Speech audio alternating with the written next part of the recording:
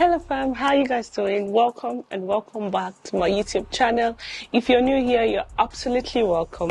On today's video, we're going to be focusing on how to pick your niche. If you're just starting out on YouTube or social media and you're trying to figure out how to get your niche, how to pick the area that you're going to concentrate your channel on so that you can grow as fast as possible, then keep on watching because that's what we're going to be talking about today. The number one way to pick your niche on YouTube or social media is by one, identifying your interest and your purpose.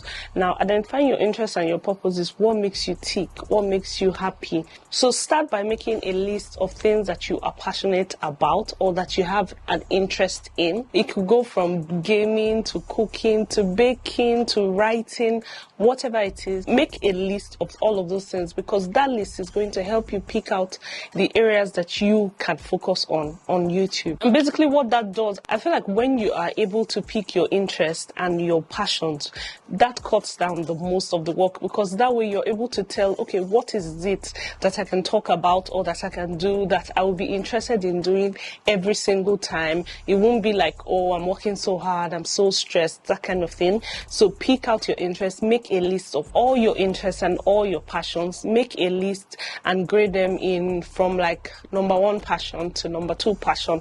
For example, number one, I'm interested in baking, I'm interested in cooking, I'm interested in writing, I also can draw, I also can dance, I also can talk about fitness. Make a complete list of every single thing without leaving any of them out. After making a list, you have to pick maybe one or two of them and then research. There are lots of tools that you can use also to research. For example, there's vidIQ, there's TubeBuddy. So if you download them and download their plugins on your laptop or on your phone, every time you open YouTube, they help to give you more insights on things that are happening on channels. So for example, let's say you picked an interest in fitness and you wanted to teach people how to exercise. So your interest could be fitness. Find out what other YouTubers in your niche or in the niche that you are interested in, find out what they're talking about. Find out how they're talking about it. How is their channel set up? How is their shooting space set up?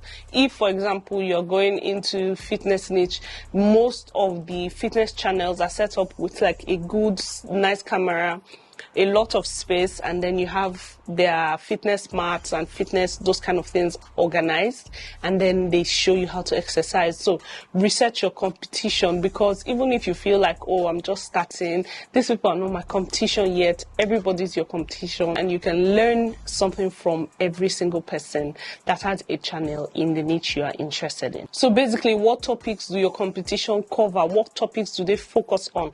What topics do they do that make their channel blow up? What kind of videos are they creating as well? This will give you a direction so that when you want to start your channel, you have a focus and a unique interest. So you can come in uniquely. Basically, there's something that I always say, there's nothing new under the sun. There's nothing you want to do now that hasn't been done before. It just has not been done in the unique way that you would want to do it. Before we had vlogs and YouTube and people talking about food and sharing recipes on YouTube, there used to be blogs that were sharing pictures and talking about food and sharing recipes. Before we had those vlogs that were doing that, we had people in buses selling those books, if you remember those pamphlets that had those recipes. So most people back in the day used to buy those books or recipe books that had the recipes that they used to sell on the way and just take it home and work on it. So whatever it is you want to do, it has been done before. So go in, research, find somebody that has done it before, find a unique angle that you can come in from, find a gap in the market or find a gap in the niche, and then pick that gap and focus all your attention on that. Now, the next thing you can do to pick your niche and start on YouTube is define your target audience. Now, when I say define your target audience, what I'm talking about is find out who are your videos for, who's going to be watching this video. Is it husbands? Is it wives? Is it married women? Is it single women? Is it young girls, 8 to 15? Is it older ladies? Is it matured minds? Find out who your videos are going to be for. Understanding your audience will help you create content that resonates with them. For For example, if I am starting a cooking channel and I want my cooking channel to be focused on children, the setup and the arrangement and the camera angles and the outfits I will wear will be way different than someone that is starting a cooking channel and wants that cooking channel to be focused on maybe older women or married women or grandmas. If you want your channel to be focused on grandmas or single ladies, young ladies, guys, define your target audience right at the beginning. This will give you direction on how to grow your channel, basically. Now, the next way for you to get your niche on YouTube and grow is be consistent. I feel guilty. Now that I'm talking about consistency, I feel guilty. But yes, guys, be consistent. Consistency is the key on YouTube and any other social media platform. Now, your consistency doesn't have to be every single day.